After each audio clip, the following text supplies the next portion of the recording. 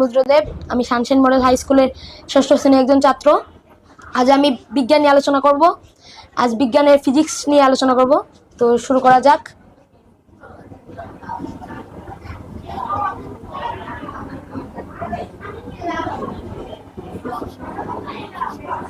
তো আসলে আমি ফিজিক্সের আজ বল ও শক্তি নিয়ে আলোচনা করব।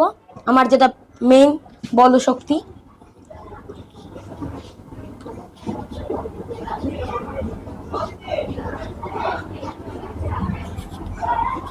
তো আসলে আমরা জানি বলটা কি। বল হচ্ছে আমাদের বল মানে শক্তি।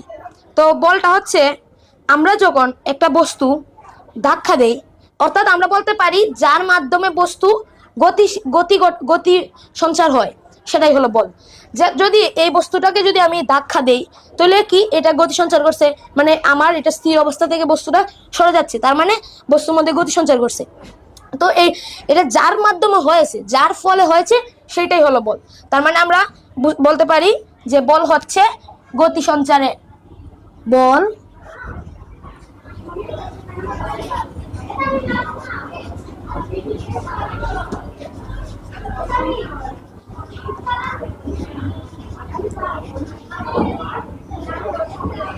গতি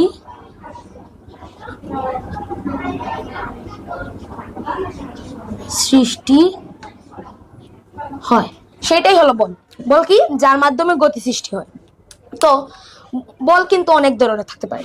যেমন তো একটা বল হচ্ছে যেটা ইম্পর্টেন্ট, ঘর্ষণ বল।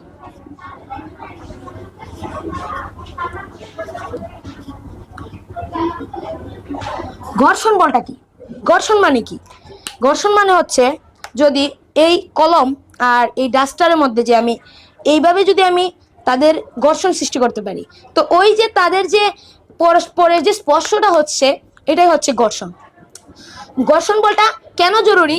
কারণ ঘর্ষণ বল মাধ্যমে আমরা কিন্তু এই যে আমি এখন যে আমি স্থির অবস্থায় দাঁড়িয়ে আছি, সেটা কিন্তু আমার ঘর্ষণ বলের জন্য। যদি আমি আমার মধ্যে কোনো আমার পায়ের নিচে বা মাটিতে কোনো ঘর্ষণ বল না থাকতো, তাহলে আমরা চলমান থাকতাম। তো আমরা বলতে পারি ঘর্ষণ বল হচ্ছে যার মাধ্যমে গতি থামে।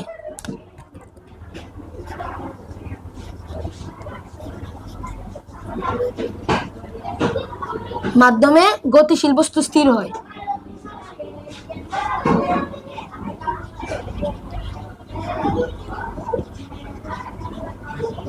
বস্তু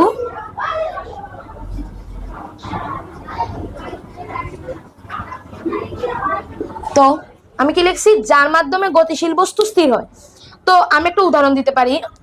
বলতো যে আমরা যদি আমরা দৌড়ার সময় আমরা থেমে যাই কেন?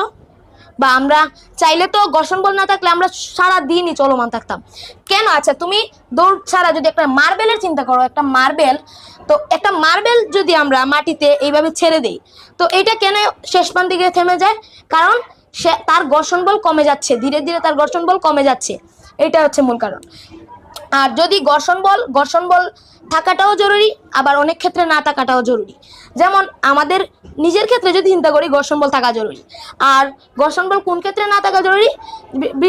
যদি বৃষ্টির ক্ষেত্রে ঘর্ষণ বল, মানে বৃষ্টির দিনে যদি ঘর্ষণ বল না থাকে, তাহলে কি আমরা স্লিপ খাবো, মাটিতে স্লিপ খাই। আমরা মাটিতে স্লিপ খাই কেন?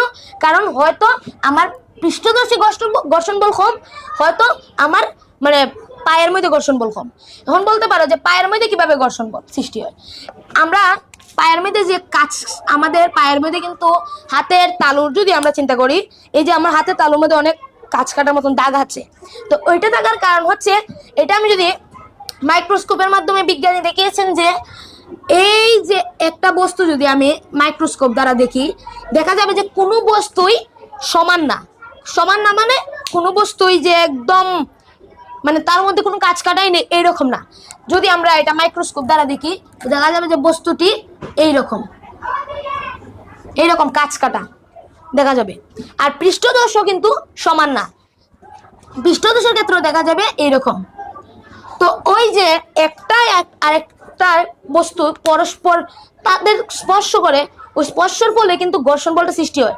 যদি আমরা দেখি যে মনে করো যদি আমরা চাই ঘর্ষণ বল কমাতে, কি করতে হবে এবার আমরা দেখব।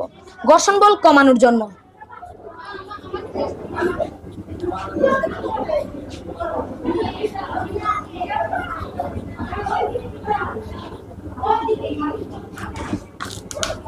তো এবার আমরা দেখবো ঘর্ষণ বল কমানোর উপায়। আসলে ঘর্ষণ বলটা কমানোর উপায়, আচ্ছা আমরা যদি ক্যারাম বোর্ডে কেন মানুষ, তখন কিন্তু আমাদের ঘর্ষণ বল, আমি যে একটু আগে বললাম যে কোনো কোনো ক্ষেত্রে আমাদের ঘর্ষণ বল প্রয়োজন, আবার কোনো কোনো ক্ষেত্রে আমাদের চাই যে ঘর্ষণ বলটা কিভাবে কমানো যায়। সেজন্য মানুষ কিন্তু ক্যারাম বোর্ডের ক্ষেত্রে যদি বরিক পাউডার বা ঘর্ষণ বল কমানো যায় এমন কিছু যদি কোনো পাউডার জাতীয় বা কোনো কিছু না দেয়, তাহলে কিন্তু গুটিটা কিন্তু আমাদের মানে গন্তব্যে পৌঁছাবে না, অর্থাৎ আমাদের পকেটে পৌঁছাবে না। সেজন্য মানুষে ক্যারাম বোর্ডে বরিক পাউডার দেয়। তো এটা একটা খুব সুন্দর একটা উদাহরণ। যদি আমরা দেখি ক্যারাম বোর্ডে যে আমরা বরিকটা দেই, এটা কিন্তু ওই যে বরিক যে পাউডারটা দেই, এটা কিন্তু ঘর্ষণ বল কমানোর আরেকটা উপায়। তো এটা 1 নম্বর উপায়, পাউডার, বরিক পাউডার, বরিক